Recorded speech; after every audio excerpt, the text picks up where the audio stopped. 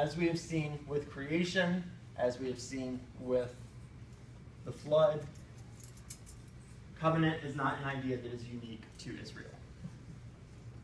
This is a well-established form, right, or genre in the ancient Near East. So let's kind of take a look at these different kinds of covenant. Okay, so what is a covenant? What's that? Like a promise? Promise, good. Contract. Yeah, good. All these ideas that you guys are coming up with are right on, right? An agreement, a contract, a treaty. Right, so in the ancient Near East, a covenant was an agreement between two contracting parties.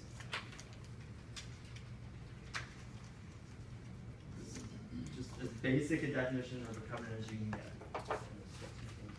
What's that?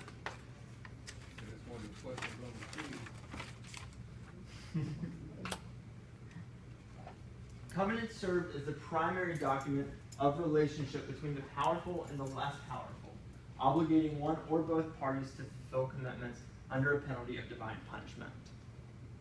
Do you have this in moving? It will be. Yep. So think of this primary document of relationship. Whoa.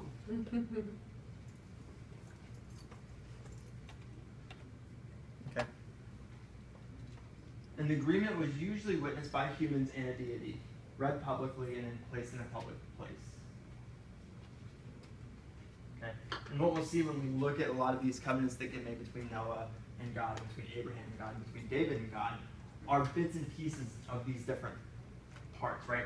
The agreement, the witnessing, the reading publicly, the being placed in a public shrine, right? We'll see these different pieces pop up. So what I would say to focus on with the idea of what a covenant is this agreement between two parties, right? This document of a relationship. And I will say this too, as we look at these, you'll notice that it's not always between the powerful and the less powerful.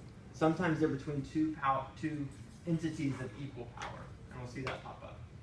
So there's three main kinds of covenant, right? There's a suzerainty or vassal treaty. You guys know what vassals are? You have kings. The people under the kings are vassals, right? A suzerain is usually the flip side of that. So a suzerain is a king, right? A suzerain is somebody who is over others, and the vassal are the ones that are under. This is the kind of agreement that's between two unequal parties, right? One of higher status, the suzerain, and a lower status, the vassal. The vassal in this kind of treaty is not just between these two people, because that vassal is a representative of the common people who are under the protection of the suzerain, right? So in a sense, with the suzerain treaty, right, you have our suzerain up here, and you have the vassal here, right? But this vassal is kind of representing all of the other little people, right? He's just standing in place. Think of like a representative in Congress or something like that, right? This vassal that the suzerain is making a treaty with by name, right, is just a representative for everybody else. Make sense? Cool. So even though, if for example, this is an Assyrian king, right, the Assyrian king isn't going to say, "O ye Assyrian people, I'm going to make a covenant with you." He'll say, "O ye Bob." Sorry, it's just easy. Right? "O ye Bob, I'm going to make a covenant with you." But it's implicit in that Bob is standing in for the Assyrian people. Okay. Another one's called a parity treaty. And as it sounds, this is an agreement between two pairs, right? Two people of equal status. You often get participants referring to each other as brothers, right?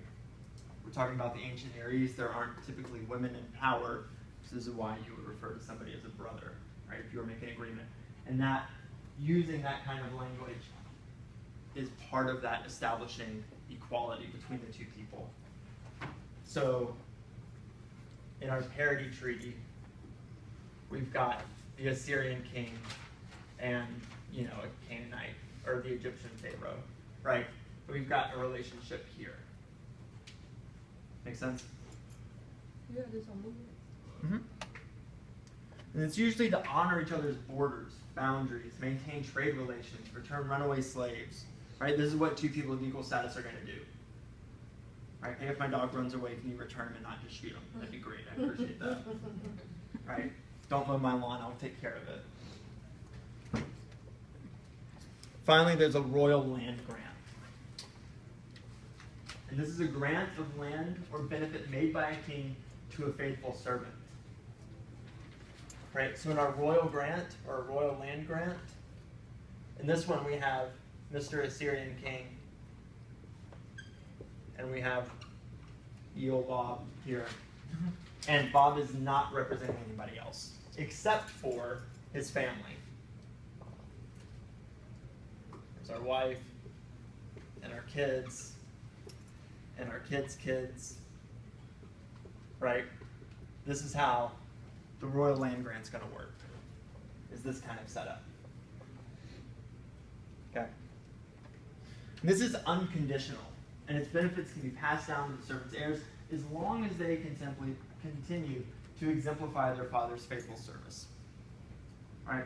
As long as everybody's kind of keeping step here with King of Assyria, nobody's rocking the boat too much, they're going to inherit the benefits that have been granted to their father. Let's see here. Here's some parts of a suzerainty treaty, and we'll kind of skim through these. There's the preamble, right? It identifies the greater party, right? So we'll look at one of these in particular in just a second. The historical prologue is going to recall what the person has done, right? So I could say, I, the great teacher of Old Testament, who have brought you all so far into your understanding of the Old Testament, have require hereby that you all do all your work and keep up with the reading. And if you do this, I will bring you cookies and brownies and joy and Skittles. How about just an egg? Oh, what's that? So how about just an egg? Just an egg? Well, that's going to be part of the stipulations. If you don't do this, right, I will punish you with hellfire and brimstone. Right? And then there's going to be some kind of deposit treaty, ceremony sealing, right, that's kind of included in all that. Right? So here's an example of that. Right? And you guys can, I'll leave this up and you can kind of look at the biblical text and reference this on your own here.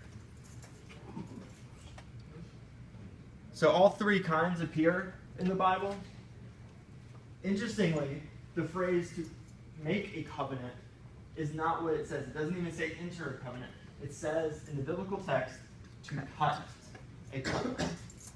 And you cut a covenant because the primitive way of entering into a covenant was for each party to cut each other's arm and suck the blood, rendering them, in a sense, brothers of the covenant. Another way, however, that we see the biblical text doing this is by making this a little more ritualized and a little less painful for our suzerain who doesn't want to cut himself. Right? And this is where we're going to split two animals and walk between the animals and make the covenant between those animals. In a sense, think back to that rainbow saying, look, if I break the covenant, I hope what happened to these animals happens to me. Right? If I break my end of the deal, let me end up like these animals that we've sacrificed here. I thought it was like, to happen again. No, not in that sense. So it's like, if I make an agreement with Bob that he doesn't miss like more than 2 days of class, and if he misses 3, Bob would be like, well, look, like I hope I die if that happens, because that would just be awful. And I honor my agreement with you so much that I would rather die than break my agreement. Make sense? That's like the severity that's kind of being communicated. So thinking about Noah, what happens with Noah in Genesis 9 follows this idea of a royal land grant.